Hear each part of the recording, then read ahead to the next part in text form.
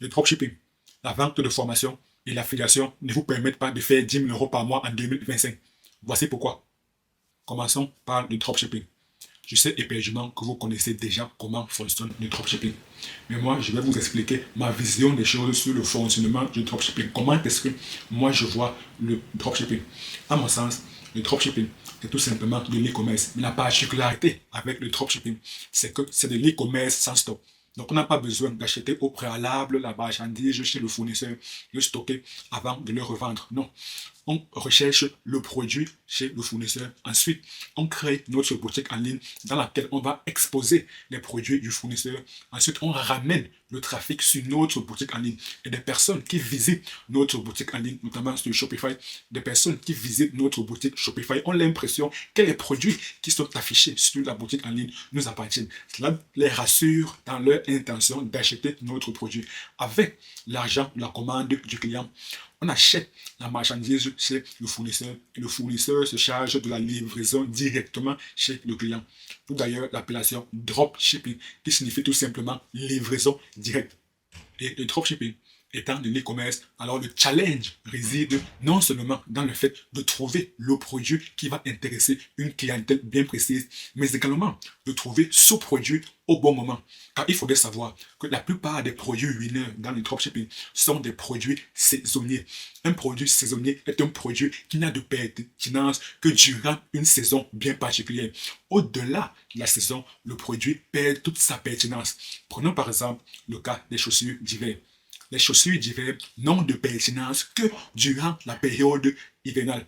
Durant la période estivale, les chaussures d'hiver perdent toute leur pertinence. La raison pour laquelle, si on reprend notre cas de la chaussure d'hiver, si la chaussure d'hiver est un produit winner, est un produit qui intéresse une clientèle bien précise, alors il va falloir maximiser les ventes durant cette période hivernale. Dans le premier défi du dropshipping consiste à trouver le produit winner, à trouver le produit qui intéresse une clientèle durant une saison bien particulière. Ensuite, il va falloir bien présenter le produit chez les prospects. Les prospects étant des potentiels clients, il va falloir bien présenter le produit de manière à les inciter à passer à l'achat. Ça, c'est faire de la publicité. Donc, il va falloir avoir des compétences avancées en marketing pour trouver le produit winner.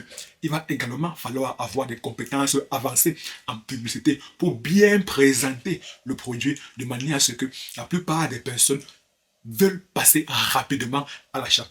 Il va falloir avoir des compétences en marketing, utiliser tout un tas de techniques marketing et de vente pour inciter le maximum de personnes à passer rapidement à l'achat durant la saison où le produit winner a toute sa pertinence. Et malheureusement, je sais éperdument que vous n'avez pas de compétences aussi avancées ni en marketing ni en publicité. Donc vous ferez énormément de testing avant de trouver le produit winner, avant de trouver le produit gagnant. Et chaque testing coûte en moyenne 100 euros. Parce qu'un testing dure en moyenne 2 à 3 jours.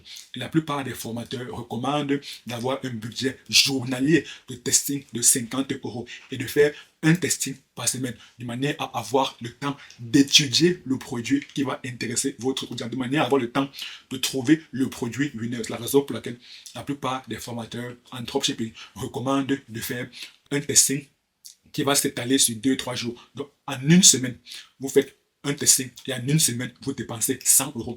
Et quand vous n'avez pas de compétences en marketing pour directement trouver le produit winner en un nombre très très faible de tentatives, alors vous dépenserez énormément en testing. Si vous faites 5 tentatives avant de trouver le produit winner, alors vous aurez dépensé 500 euros. Si vous faites 10 tentatives avant de trouver le produit winner, alors vous aurez dépensé 1000 euros. Si vous ne traquez pas vos ventes, si vous ne traquez pas votre rentabilité, à l'issue du mois, vous serez surpris que vous aurez perdu autour de 1000-1500 euros. Donc, traquer ces ventes est très, très important afin d'évaluer si l'on est rentable ou pas. Et comme je l'ai mentionné, vous avez très, très peu de compétences en marketing pour directement trouver le produit winner. Attendez-vous à dépenser énormément en phase de testing. Attendez-vous à dépenser énormément, minimum 500 euros, 1000 euros. Chaque tentative coûte 100 euros. C'est donc la raison pour laquelle, à mon sens, le dropshipping n'est pas le meilleur business à lancer pour générer 1000 euros par mois. Tout simplement parce que vous n'avez pas des compétences en marketing. Et dans le business, le marketing est fondamental pour gagner de l'argent. Sans des compétences en marketing, alors il est impossible de générer des sommes importantes. Le marketing, c'est le sang du business. Comprendre le marketing est primordial, est indispensable. Le deuxième business, c'est la vente de formation. Je sais éperdument que l'industrie de l'apprentissage en ligne, l'industrie de l'éducation en ligne a de très très beaux jours devant lui. Les études très très récentes ont révélé que le marché de l'apprentissage en ligne est évalué à plus de 1000 milliards de dollars en 2032, avec un taux de croissance annuel de plus de 14%. D'ailleurs, l'industrie de l'apprentissage en ligne en euros est évaluée en 2025 à plus de 147,7 milliards de dollars, ce qui est supérieur à la moyenne mondiale. Et le taux d'accroissement de l'industrie de l'apprentissage en ligne dans le contexte européen est plus de 16%. Donc clairement, tous ces chiffres démontrent que l'industrie, le marché de l'apprentissage en ligne a de très très beaux jours devant lui. C'est une industrie qui a une santé financière très très correcte. Donc vendre des formations, c'est réellement une opportunité. Mais attention, il ne faudrait pas le faire n'importe comment. Il va falloir agir de manière stratégique. Le problème de la plupart des vendeurs de formation, qui d'ailleurs sont qualifiés d'arnaqueurs, c'est parce qu'ils recherchent avant tout à gagner de l'argent.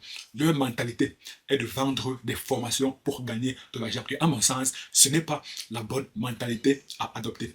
Pourquoi? Parce que lorsqu'on vient dans le mindset d'avoir comme objectif principal de gagner de l'argent, alors on oublie quelques étapes cruciales, notamment l'étape de l'étude du marché. La plupart des vendeurs de formation de nos jours oublient de réaliser, ou du moins ne font pas ce travail au préalable de savoir si la thématique qu'ils essaient d'aborder dans la vente de leur formation intéresse réellement des personnes. Elles n'évaluent pas le besoin. Pourtant, évaluer le besoin dans tout business est primordial. D'ailleurs, pas de besoin, alors le business ne sera pas rentable. Tout business rentable est censé répondre à un besoin. J'ai souvent tendance à dire que le business est tout simplement une solution payante à un problème précis. Le business est une solution payante à un besoin bien précis. Donc, au préalable, il va falloir identifier les problèmes que souffre une audience bien précise et venir par la suite apporter une solution. Par conséquent, ne pas effectuer ce travail d'étude de marché au préalable aura des répercussions importantes sur la qualité de la formation. Des personnes ayant acheté la formation qualifieront cette formation de mauvaise qualité et par conséquent se plaindront et commenceront à traiter les vendeurs de formation d'arnaqueurs, des personnes qui étaient seulement là pour s'enrichir sur le dos des autres. Donc c'est très important au préalable d'effectuer une étude de marché. Il ne faudrait pas être dans la mentalité de vouloir gagner de l'argent rapidement. Non, il faudrait plutôt, à mon sens, être dans la mentalité de vouloir aider des personnes au préalable, de vouloir partager de la valeur. Plus vous partagez de la valeur aux autres, plus les personnes considéreront que vous êtes là pour leur bien.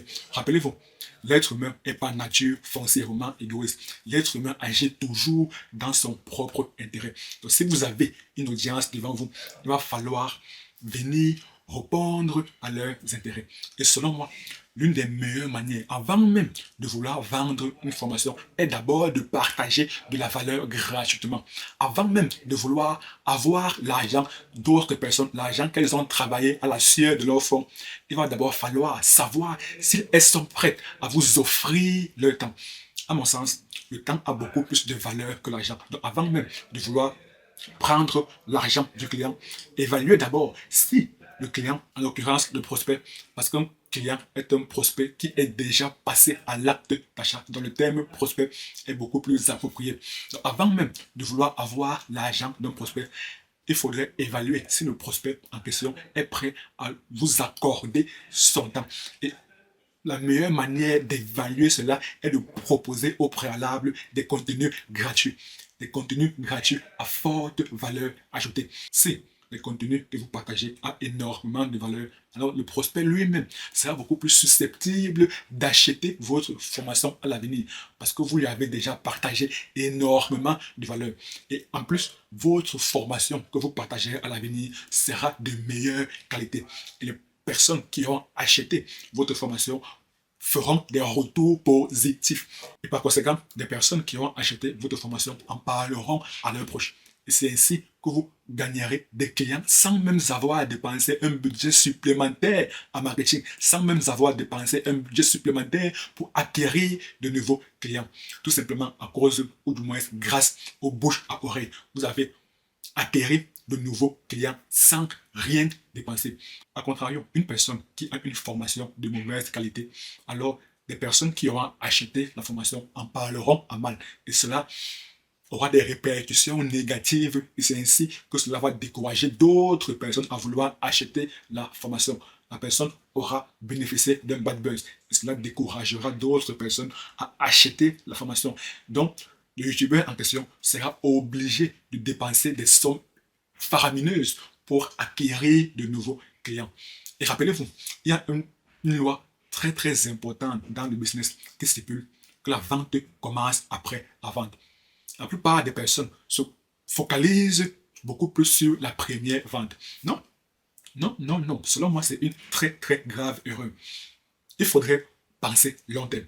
Clairement, il faudrait penser long terme. Il faudrait faire en sorte qu'une personne qui a acheté votre produit pour la première fois, qu'elle ait encore envie d'acheter vos futurs produits. Donc, dès le premier produit qu'elle a acheté, il va falloir que cela soit d'une extrême qualité, de manière à l'inciter à acheter vos autres produits. Pourtant, si la première formation achetée était de mauvaise qualité, alors c'est fini. C'est clairement fini. Dans mon sens, la vente de formation, c'est un business très très lucratif, mais il faudrait le réaliser de manière intelligente, de manière stratégique. Il faudrait penser long terme et non court terme.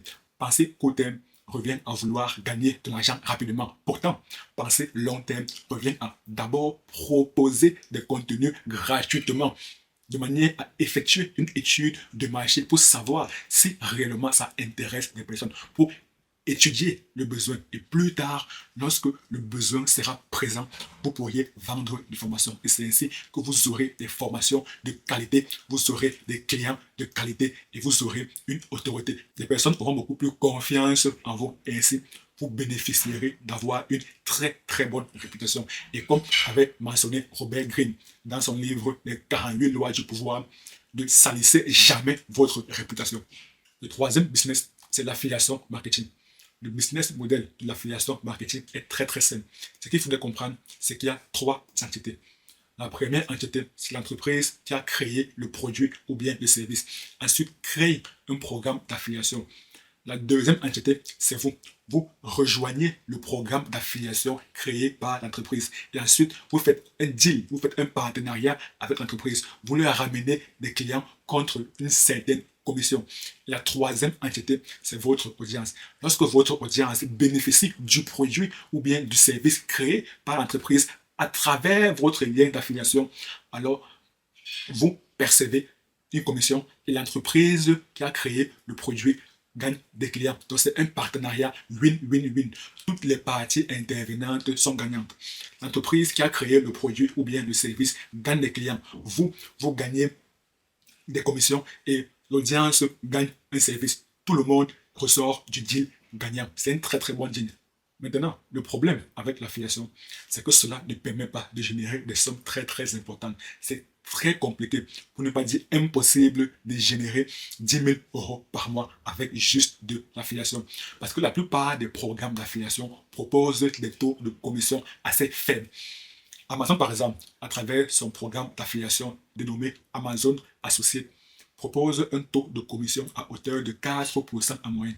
Donc, à chaque fois qu'une personne effectue un achat sur Amazon à travers votre lien d'affiliation, alors vous percevez une commission de 4% sur le prix d'achat de l'article. Et vous-même, vous savez que la plupart des articles sur Amazon n'ont pas un prix de vente assez élevé. Raison pour laquelle très très compliqué de générer des sommes astronomiques, de générer des sommes importantes avec l'affiliation Amazon. Prenons un autre programme. Moi, par exemple, pour refaire la description de mes vidéos, pour générer des titres optimisés pour le référencement sur YouTube, pour rédiger des descriptions optimisées pour le référencement sur YouTube, j'utilise un outil très puissant appelé VidaQ. Et VidaQ a créé un programme d'affiliation que d'ailleurs j'ai rejoint, parce que rejoindre un programme d'affiliation, c'est totalement gratuit. Le taux de commission pour le programme d'affiliation de VidaQ est de 15% lorsqu'on ramène un nombre de clients entre 1 et 10, de 20% lorsqu'on ramène un nombre de clients entre 11 et 50, et de 25% lorsqu'on ramène plus de 50 clients. Et l'abonnement mensuel de VidaQ, notamment la version Boost, est à 19 euros. Donc 15% de 19 euros, c'est très faible. 20% de 19 euros, c'est très faible. On ne peut pas gagner des sommes astronomiques avec l'affiliation marketing. Néanmoins, il est toujours intéressant d'insérer dans les descriptions de quelques vidéos des liens d'affiliation pour générer des dizaines, voire des centaines d'euros par mois de manière totalement passive. Donc en définitive, le dropshipping, la vente de formation et les affiliations marketing ne sont pas des bons business pour faire plus de 10 000 euros par mois en 2025. Si vous voulez savoir le meilleur business à lancer en 2025 pour générer plus de 10 000 euros par mois, cliquez juste sur la vidéo qui apparaît à l'écran. Et moi, je vous donne rendez-vous de l'autre côté. À très bientôt.